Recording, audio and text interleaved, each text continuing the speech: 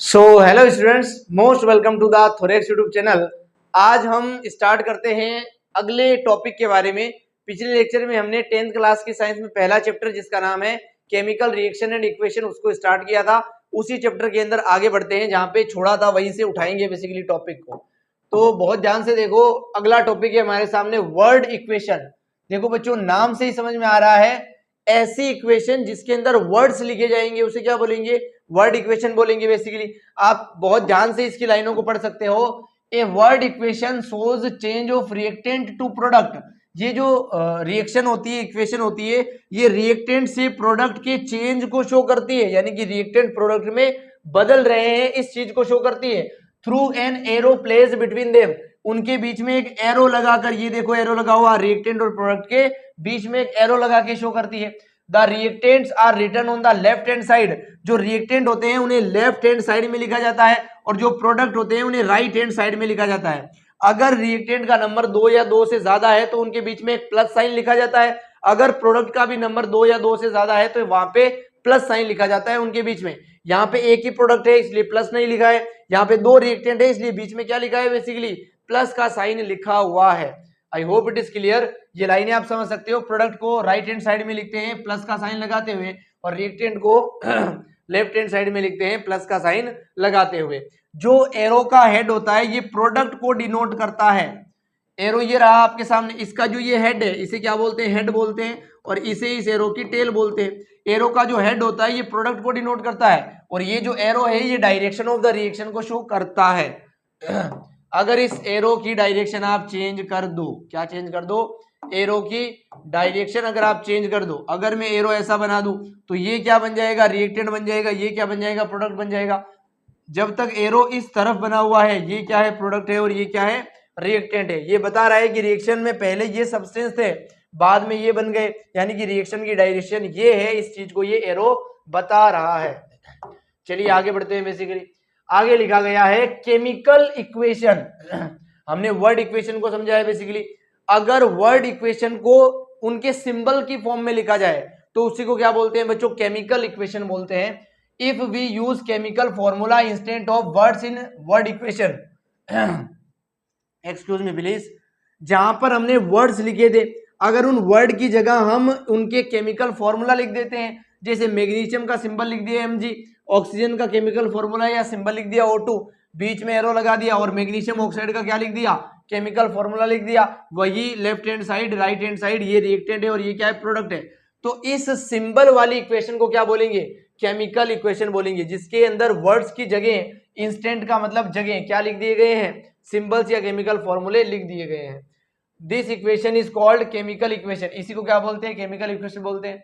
जो chemical equation होती है वो एक केमिकल रिएक्शन को रिप्रेजेंट करती है। ये इक्वेशन बता रही है कि मैग्नीशियम ने ऑक्सीजन के साथ रिएक्ट किया और मैग्नीशियम ऑक्साइड बना लिया बेसिकली। चलिए आगे बढ़ते हैं भाई। अब बात करते हैं केमिकल इक्वेशन जो है वो दो टाइप की हो सकती है। एक होती है बैलेंस्ड केमिकल इक्वेशन, एक होती है अनबैलेंस्ड केमिकल इक्वेशन। अनबैलेंस्ड और बैलेंस्ड में डिफरेंस करते हैं। देखो, एक तरफ है हमारे सामने अनबैलेंस्ड और दूसरी तरफ है बैलेंस्ड। बैलेंस्ड का मतलब होता है जिधर एटम, जिसके एटम इस तरफ जितने हैं उसी के एटम इस तरफ उतने ही होंगे, ये डिनोट करता है बैलेंस्ड इक्वेशन को। जैसे मैं कहूं यहाँ पे मैग्नीशियम 1 है, यहाँ भी 1 है, यहाँ पे ऑक्सीजन 2 है, यहाँ पे ऑक्सीजन क्या है? 1 है, यानी कि ऑक्सीजन का नंबर बराबर नहीं है, यानी कि ये अनबैलेंस्ड केमिकल इक्वेशन है। यहाँ पर ऑक्सीजन का नंबर 2 है, यहाँ पर भी कितना है? 2 है। यहाँ पर मैग्नीशियम 2 है, यहाँ पर मैग्नीशियम भी क्या है? 2 है, यानी कि दोनों के नंबर बराबर है दोनों साइड, इसलिए ये क्या है? बैलेंस्ड केमिकल इक्वेशन है बेसिकली। बहुत ध्यान से आप देख सकते हो, लाइनों को समझ सकते हो। If the number of atoms of each element के जो एटम का नंबर है are not same on the both side, side कौन सी? लेफ्ट हैंड साइड और right hand side, is called unbalanced chemical equation. ऐसी केमिकल इक्वेशन जिसके left hand side और राइट हैंड साइड के अंदर सभी एलिमेंट के जो एटम्स है उनका नंबर सेम नहीं होता है, वो होती है अनबैलेंस्ड। और जहां पर नंबर सेम होता है एटम्स का उसे क्या बोलते हैं? बैलेंस्ड केमिकल इक्वेशन बोल देते हैं बेसिकली। बिल्कुल ही सिंपल डेफिनेशन है, यहाँ पे नोट है, वहां पे नोट नहीं है। The total mass of the substance on left hand side is not equal to the total mass of substance on right hand side. अगर एटम का नंबर बराबर नहीं है तो एटम का वजन, एटम का मास भी बराबर नहीं होगा। भाई अगर वस्तुएं ही बराबर नहीं है दोनों साइड तो उनका वजन कैसे बराबर हो सकता है? यहाँ पे वस्तुएं बराबर है तो इनका वजन भी बराबर होता है, इनका मास भी कैसा होता है बच्चों? इक्वल होता है, ऑलवेज इक्वल होता है। और यहाँ का मास कभी भी इक्वल नहीं होता है, नॉट इक्वल होता है। आई होप समझ पाए हो आप। ये जो है ये स्केलेटन होता है किसी भी केमिकल रिएक्शन को रिप्रेजेंट करने के लिए। पहले ये लिखी जाती है, उसके बाद बैलेंस करके ये बनाई जाती है। यानी कि अनबैलेंस्ड इक्वेशन को बैलेंस्ड इक्वेशन में बदला जाता है कुछ रूल्स के थ्रू। कुछ रूल्स फॉलो किए जाते हैं अनबैलेंस्ड को बैलेंस्ड केमिकल इक्वेशन में बदलने के लिए। उन्हीं रूल्स की बात करेंगे। एक बार आप एग्जांपल को अच्छे से देख सकते हो। भाई अगर एटम्स बराबर नहीं है दोनों साइड तो उसे बोलेंगे अनबैलेंस्ड, अगर एटम्स बराबर है तो क्या बोल देंगे? बैलेंस्ड बोल देंगे बेसिकली। चलिए आगे बढ़ते हैं भाई। अब हम सीख रहे हैं किसी भी अनबैलेंस्ड इक्वेशन को बैलेंस करने के कुछ रूल्स। तो एक इक्वेशन ली है हमने, एक टिपिकल इक्वेशन जिसके अंदर आयरन वाटर के साथ रिएक्ट करके आयरन ऑक्साइड और हाइड्रोजन बना रहा है। इस इक्वेशन को बैलेंस करते हैं कुछ रूल्स को फॉलो करते हुए। इन्हीं रूल्स को फॉलो करना है सभी इक्वेशन के ऊपर, जिससे आप अच्छे से बैलेंस कर पाएंगे इक्वेशंस को। सबसे पहला रूल या स्टेप आता है कि कोई भी केमिकल फॉर्मूला हो उसके अराउंड आपको क्या बनाना है? बॉक्स बनाना है। ये रिएक्शन थी, आप देख लो रिएक्शन में हमने सभी के अराउंड क्या बना लिए हैं बच्चों? बॉक्स बना लिए हैं। बॉक्स बनाने का पर्पस क्या है? इस बॉक्स के अंदर आप कोई छेड़खानी नहीं करोगे। जब तक आप बैलेंस कर रहे हो इस बॉक्स के आगे आप कुछ भी लिख सकते हो, 2 3 4 5 आगे कुछ भी लिख सकते हो, 2 3 4 5 7 8 1/10 1/20 कुछ भी लिख सकते हो, लेकिन बॉक्स के अंदर कोई भी चेंज नहीं होना चाहिए। इसीलिए यहाँ पे बॉक्स बनवाया जाता है बच्चों से और कहा जाता है बॉक्स के अंदर कोई चेंज नहीं होना चाहिए बच्चों। आगे स्टेप 2 के अंदर लिखा है, देखो स्टेप 2 3 4 को एक ट्रिक से याद कराता हूं। ट्रिक है हमारी OOH। सबसे पहले आपको बैलेंस करना होता है अथर एलिमेंट को। किसे बैलेंस करते हैं? अथर एलिमेंट को। उसके बाद बैलेंस करते हैं ऑक्सीजन को। उसके बाद बैलेंस करते हैं बच्चों हाइड्रोजन को। किसे बैलेंस करते हैं? हाइड्रोजन को। यानी कि जब आप बॉक्स बना लोगे उसके बाद सबसे पहले आपको ऑक्सीजन और हाइड्रोजन को भूल जाना है। उसके अलावा जो एटम बचे उसे बोलेंगे अथर एलिमेंट या अथर एटम। सबसे पहले उसे बैलेंस करेंगे, उसके बाद ऑक्सीजन को, उसके बाद हाइड्रोजन को बैलेंस करेंगे। तो दूसरा स्टेप यही कहेगा भाई balance the element other than oxygen and hydrogen. Oxygen और हाइड्रोजन को भूल जाना है, बाकी जो बचे उसे बैलेंस करना है। बहुत ध्यान से देखो, अभी करते हैं। इसके अंदर तो हाइड्रोजन ऑक्सीजन है, इसके अंदर भी हाइड्रोजन है, इसके अंदर ऑक्सीजन है। यहाँ पर आयरन जो है वो अथर एलिमेंट है। इधर आयरन कितना है? 3 है बेसिकली। इधर भी आयरन कितने करने पड़ेंगे? 3 करने पड़ेंगे। लेकिन इस 3 को आप बॉक्स के अंदर यहाँ पे छोटा सा 3 नहीं लिखोगे। क्यों नहीं लिखोगे? क्योंकि बॉक्स के अंदर कोई चेंज नहीं होना चाहिए, इसलिए बॉक्स बनवाया था। इसलिए इस बॉक्स के आगे क्या लिखोगे बच्चों? आप इस बॉक्स के आगे आप 3 लिखोगे। अंडरस्टूड और नॉट? बिल्कुल अंडरस्टूड है भाई। बॉक्स के अंदर कोई चेंज होना ही नहीं चाहिए। तो कुछ ऐसे आप बैलेंस कर सकते हो। जो बैलेंस हो गई है थोड़ी बहुत रिएक्शन, इसे बोलेंगे पार्शियल बैलेंस इक्वेशन। पार्शियल का मतलब ही होता है आधा अधूरा। अब ये इक्वेशन बैलेंस हो रही है, पूरी तरीके से बैलेंस नहीं हुई है, इसलिए इसको बोलते हैं पार्शियल बैलेंस इक्वेशन। अगले रूल्स की तरफ बढ़ते हैं। अब आपको ऑक्सीजन के एटम्स बैलेंस करने हैं। देखो इधर ऑक्सीजन कितना है भाई? 4 है। इधर ऑक्सीजन कितना है? 1 ही है। तो इस बॉक्स के आगे 4 लिखना पड़ेगा। आप बॉक्स के अंदर छोटा सा 4 नहीं लिखोगे। क्यों नहीं लिखोगे? बॉक्स के अंदर कोई चेंज नहीं होना चाहिए भाई। तो ये आपके सामने देख लो 4 लिखा हुआ है। जब ऑक्सीजन बैलेंस हो गया तब भी इसे क्या बोलेंगे? पार्शियल। अभी भी पूरी बैलेंस नहीं हुई है भाई, हाइड्रोजन बैलेंस नहीं हुआ है। इधर हाइड्रोजन कितने हैं? देखो अगला स्टेप बोलता है कि हाइड्रोजन को बैलेंस करो। इधर 8 हाइड्रोजन है, एक बॉक्स के अंदर 2 हाइड्रोजन है। ऐसे हमारे पास 4 बॉक्स है। बॉक्स के आगे जो नंबर लिखा है वो बता रहा है कि कितने बॉक्स है। यहाँ पर 4 बॉक्स है, एक बॉक्स के अंदर 2 हाइड्रोजन है, तो 4 बॉक्स के अंदर 8 हाइड्रोजन हो गए। यहाँ पर 8 हाइड्रोजन होने चाहिए। ये जो 2 है इसे आप 8 नहीं बनाओगे। क्यों नहीं बनाओगे? क्योंकि बॉक्स के अंदर कोई परिवर्तन नहीं होना चाहिए। ये 2 ही रहेगा। बॉक्स के आगे क्या लिखना पड़ेगा बच्चों? 4 लिखना पड़ेगा, जिससे इधर भी हाइड्रोजन 8 हो गए, इधर भी कितने हो गए? 8 हो गए। इधर ऑक्सीजन 4 हो गए, इधर ऑक्सीजन 4 है, इधर आयरन 3 है, इधर आयरन 3 है। इस प्रकार ये इक्वेशन पूरी तरह बैलेंस होती है। लेकिन यहां पर अभी तक केवल एटम्स का नंबर बैलेंस हुआ है। इसलिए इसको भी क्या बोलेंगे, पार्शियल बैलेंस इक्वेशन ही बोलेंगे। ये जो मेथड है इक्वेशन को बैलेंस करने का, इसे बोलते हैं हिट एंड ट्रायल मेथड। क्या बोलते हैं बच्चों, हिट एंड ट्रायल मेथड बोलते हैं इस मेथड को, जिसमें आप बैलेंस कर रहे हो इक्वेशन को, उसी को क्या बोलते हैं बच्चों, हिट एंड ट्रायल मेथड। क्योंकि आप एक बार हिट कर रहे हो, नंबर लगा रहे हो बॉक्स के आगे, और ट्राई कर रहे हो बार बार बैलेंस करने का, है ना। कोई फिक्स नहीं है नंबर कितना लिखोगे, कितना भी लिखो, दोनों तरफ एटम को बराबर कर दो नंबर लिख करके, उसी को क्या बोलते हैं, बैलेंस्ड इक्वेशन बोलते हैं। चलिए आगे बढ़ते हैं भाई। पांचवें स्टेप के अंदर बोला जाता है कि जो फिजिकल स्टेट होती है सब्सटेंस की, उसके सिंबल को भी छोटे से ब्रैकेट में लिखो। जैसे आयरन सॉलिड होता है तो यहाँ पे छोटे से ब्रैकेट में क्या लिखा है, एस लिखा है। अगर कोई सॉलिड स्टेट है तो उसके लिए आप एस लिखोगे, अगर कोई लिक्विड है तो एल लिखोगे, अगर कोई गैस है तो उसके लिए छोटा सा जी लिखोगे। अगर कोई एक्वस सॉल्यूशन है, डिनोशन सॉल्यूशन और डाइल्यूटिंग विद वाटर, अगर किसी सब्सटेंस के अंदर पानी मिला दिया है तो उसे बोलते हैं डाइल्यूशन। अगर डाइल्यूटेड सब्सटेंस की स्टेट को शो करना है तो आप लिखोगे AQ। AQ का मतलब है एक्वस, ये एक्वस स्टेट है बेसिकली। यहां पे वाटर दिया है आपने गैस की फॉर्म में, आयरन ऑक्साइड बनेगा सॉलिड, और हाइड्रोजन गैस जो है वो लिबरेट हो जाएगी, बाहर निकल जाएगी। अब इस इक्वेशन को भी बोलेंगे पार्शियली बैलेंस इक्वेशन। आप कहोगे अब क्या कमी रह गई, एक और कमी है इसके अंदर, अगर इस रिएक्शन का कोई स्पेसिफिक टेम्परेचर है तो उसे भी एरो के ऊपर लिखा जाता है, जो कि अगले रूल में बताएंगे आपको। अगर रिएक्शन में कोई कंडीशन है, जैसे कि टेम्परेचर है, प्रेशर है, कैटलिस्ट है, कैटलिस्ट वो होता है जो रिएक्शन की स्पीड को बढ़ा सकता है या घटा सकता है, उसे बोलते हैं कैटलिस्ट। अगर किसी रिएक्शन का टेम्परेचर, प्रेशर, कैटलिस्ट ये सब आपको पता है तो उसे एरो के ऊपर या नीचे आप मेंशन कर सकते हो। जैसे एग्जांपल के लिए हमने लिखा है कि CO2 गैस की फॉर्म में है, हाइड्रोजन गैस की फॉर्म में है, जब ये कंबाइन होते हैं तो यहाँ पे मिथेनॉल बनता है। क्या बनता है बच्चों, मिथेनॉल बनता है। ये जो मिथेनॉल है ये लिक्विड की फॉर्म में बनता है, और ये मिथेनॉल एक अल्कोहल का टाइप होता है। अल्कोहल तो जानते ही हो रहे, दारू बोलते हैं इसको हिंदी में, है ना। ये देखो इस रिएक्शन के अंदर प्रेशर होता है 340 ATM। ATM का मतलब होता है एटमॉस्फेरिक प्रेशर। यहाँ पे 340 ATM क्या होता है, प्रेशर होता है। इस रिएक्शन को होने के लिए इतना प्रेशर चाहिए ही चाहिए, अगर ये प्रेशर नहीं हुआ तो रिएक्शन नहीं होगी, इसलिए इस प्रेशर को एरो के ऊपर लिखना मेंशन होता है भाई। जैसे फोटोसिंथेसिस की रिएक्शन है जिसके अंदर ग्लूकोज, CO2 और वाटर बन रहा है, यूज क्या हो रहा है, CO2 यूज हो रहा है और वाटर यूज हो रहा है। बेसिकली बन क्या रहा है, ग्लूकोज बन रहा है, O2 बन रहा है और वाटर बन रहा है। इस रिएक्शन के अंदर सनलाइट और क्लोरोफिल बहुत जरूरी है, अगर ये दोनों नहीं होंगे तो रिएक्शन नहीं होगी। बेसिकली इन दोनों की प्रेजेंस जरूरी है, इसलिए इनको क्या लिखते हैं, एरो के ऊपर लिखते हैं। अब इन 6 रूल को लगाने के बाद कोई भी इक्वेशन क्या हो जाती है, कंप्लीटली बैलेंस हो जाती है। अब ये इक्वेशन पार्शियली बैलेंस नहीं है, ये कंप्लीटली बैलेंस केमिकल इक्वेशन बन चुकी है। चलिए आगे बढ़ते हैं।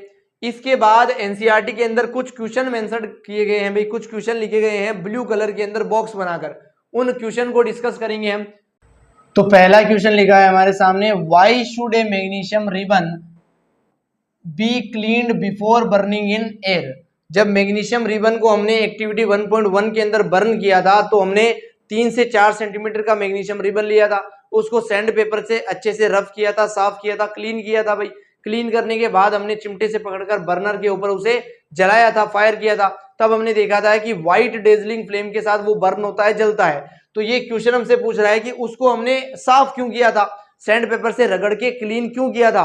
भाई अगर मैग्नीशियम रिबन को आप क्लीन नहीं करोगे तो उसके साथ बहुत सारी इंप्योरिटीज है, इंप्योरिटीज भी ऑक्सीजन के साथ रिएक्ट करेगी जब मैग्नीशियम करेगा तो, और इंप्योरिटीज से जो प्रोडक्ट बनेगा वो अलग अलग कैटेगरी का बनेगा, जैसी इंप्योरिटी होगी वैसा प्रोडक्ट बनेगा। उस प्रोडक्ट को हम नहीं चाहते हैं, हम चाहते हैं कि केवल मैग्नीशियम ऑक्सीजन से रिएक्ट करे और वो मैग्नीशियम ऑक्साइड का व्हाइट कलर का पाउडर बनाए। और उस पाउडर को देखने के लिए हमने उसे वॉच ग्लास के अंदर उसकी राख को, ऐश को कलेक्ट भी किया था। तो इसका करेक्ट आंसर क्या हो जाएगा भाई, हमें मैग्नीशियम को साफ करना चाहिए, क्योंकि मैग्नीशियम के ऊपर लगी हुई इंप्योरिटीज, उसके ऑक्साइड की लेयर सब कुछ हट जाए, जिससे मैग्नीशियम ऑक्सीजन से अच्छे से रिएक्ट करे। तो आंसर आप पढ़ सकते हो, आपके सामने है। Cleaning the surface of magnesium ribbon, magnesium ribbon की सरफेस को क्लीन करना, will remove the oxide layer, वो ऑक्साइड लेयर को हटाता है, फ्रॉम द सरफेस, सरफेस से। It will allow the ribbon burn to effectively, ये रिबन को इफेक्टिवली जलने के लिए अलो करता है भाई।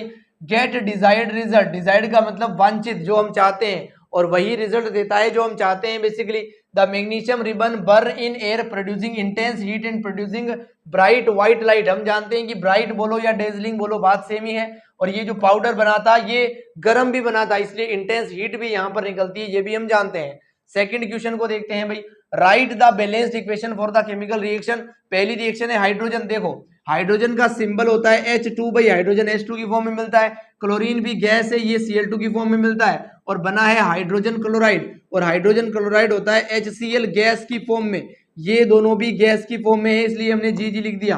अब इस रिएक्शन को बैलेंस करते हैं बहुत ध्यान से, देखो इधर क्लोरीन 1 है, इधर क्लोरीन 2 है, तो इधर क्लोरीन को 2 करने के लिए क्लोरीन के आगे छोटा सा 2 नहीं लिखेंगे क्योंकि यहाँ पे बॉक्स बनाना होता है पहले, इसलिए इसके आगे क्या लिख देंगे बच्चों, 2 लिख देंगे। तो ये क्या हो गई, बैलेंस्ड इक्वेशन हो गई इसके लिए, जो कि यहाँ पर भी आंसर के फॉर्म में आपके सामने लिखा गया है भाई। अगला है बेरियम क्लोराइड। देखो बेरियम होता है आपके सामने Ba, क्लोराइड होता है Cl, इसकी वैलेंसी +2, इसकी वैलेंसी -1, क्रीज क्रॉस करेंगे तो क्या बनेगा, BaCl2 बनेगा, है ना। BaCl2 है बेरियम क्लोराइड। आगे है एल्यूमिनियम सल्फेट, एल्यूमिनियम होता है Al, इसकी वैलेंसी +3, सल्फेट होता है SO4, इसकी वैलेंसी -2, क्रीज क्रॉस करेंगे तो बनेगा Al2SO4 का होल थ्राइस। ये क्या होता है बेसिकली, ये एल्यूमिनियम सल्फेट होता है भाई, जो आपके सामने लिखा हुआ। ये दोनों ही आपको लेने हैं और इनको मिक्स करना है। जब रिएक्शन होगी तो क्या बनेगा भाई, बेरियम सल्फेट बनेगा। बेरियम होता है Ba वैलेंसी +2, सल्फेट होता है SO4 वैलेंसी -2, क्रीज क्रॉस करेंगे तो BaSO4 बन जाएगा विदाउट किसी एटोमिसिटी के बेसिकली। एल्यूमिनियम क्लोराइड, एल्यूमिनियम की वैलेंसी +3 है, क्लोरीन की 1 है, तो क्रीज क्रॉस से यहाँ पे 3 आ गया है आपके सामने। जब इस रिएक्शन को आप बैलेंस करोगे तो बैलेंस करके भी दिखा देते हैं भाई इस रिएक्शन को आपको, है ना। आपने क्या लिया है, आपने लिया है बेरियम क्लोराइड बेसिकली, इसमें डाला है Al2SO4 का होल थराइस डाला है भाई, बना क्या है, बेरियम सल्फेट बना है, और आपके लिए एल्यूमिनियम क्लोराइड बना है। यहाँ पे क्लोराइड कितने हैं, 3 है, तो यहाँ पे क्लोराइड कितने करने पड़ेंगे, 3 करने पड़ेंगे। तो मैं एक काम करता हूं बेसिकली, मैं यहाँ पे जो सल्फेट है वो कितना है, 1 है, यहाँ पे सल्फेट कितने हैं, 3 है, तो सल्फेट 3 को यहाँ पे 3 बनाने के लिए यहाँ पे 3 लिख देता हूँ। बेरियम 3 बनते ही यहाँ पे भी बेरियम को कितना कर दिया, 3 कर दिया। बेरियम 3 बनते ही क्लोरीन 6 बन गए, क्लोरीन को 6 बनाने के लिए यहाँ पे 2 लिख दिया। एल्यूमिनियम उधर 2 इधर 2, इक्वेशन क्या हो गई, बैलेंस हो गई। और यही इक्वेशन यहाँ पे लिखी गई है आंसर की फॉर्म में, आप देख सकते हो। अगली इक्वेशन है सोडियम की, सोडियम होता है Na, और वाटर की, वाटर रहा ये सोडियम हाइड्रोक्साइड जो कि होता है NaOH बेसिकली, और हाइड्रोजन ये रहा। बैलेंस करके इक्वेशन लिखी गई है, रूल्स आपको सिखा दिए हैं, इसको भी आप बैलेंस कर सकते हो अच्छे से। अगले क्वेश्चन की तरफ बढ़ते हैं भाई। तीसरा क्वेश्चन है हमारे सामने, excuse me please. Solution of barium chloride, barium chloride होता है BaCl2, अभी क्रिस क्रॉस से बनाना सिखाया, इसका सॉल्यूशन लिखा है, यानी कि एक्वस लेना है भाई। अगला लिखा है सोडियम सल्फेट, सोडियम की वैलेंसी होती है 1, सल्फेट की होती है 2, क्रिस क्रॉस से यहाँ पे 2 आया है, और इसका भी सॉल्यूशन लिया है, यानी कि एक्वस है, वाटर के अंदर डालो या सॉल्यूशन लो एक ही बात है।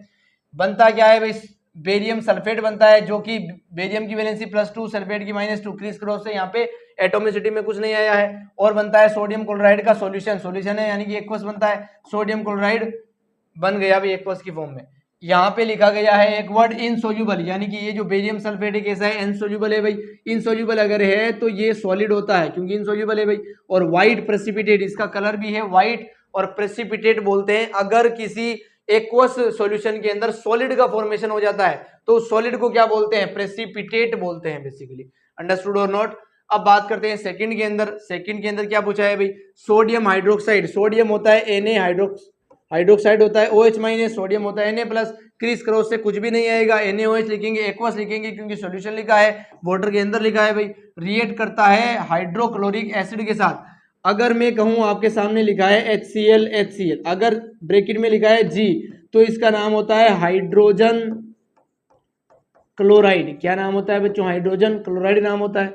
अगर HCl एक्वस लिखा है तो इसका नाम होता है हाइड्रोक्लोरिक एसिड। क्या नाम होता है बच्चों, हाइड्रोक्लोरिक एसिड नाम होता है। तो ये दोनों स्टेट के चेंज होने से नाम चेंज हो जाते हैं भाई, इसके आप अच्छे से ध्यान में रखेंगे। हाइड्रोक्लोरिक एसिड है यहाँ पर, तो हमने HCl लिखा और हाइड्रोक्लोरिक एसिड लिखा है ना, सॉल्यूशन लिखा है इसलिए हमने एक्वस भी लिख दिया। बनता क्या है भाई, सोडियम क्लोराइड बनता है, सोडियम यानी कि Na, क्लोराइड यानी कि Cl, दोनों की वैलेंसी 1 1, क्रिस क्रॉस से कुछ भी नहीं आएगा। और वाटर बनता है H2O बन जाता है। बैलेंस करके रिएक्शन आपके सामने लिखी गई है। तो मैं उम्मीद करता हूं इतना तो आप अच्छे से बैलेंस कर ही लोगे भाई। रिएक्शन आपके सामने बैलेंस करके लिखी गई है, इनका प्रैक्टिस आप कर सकते हैं।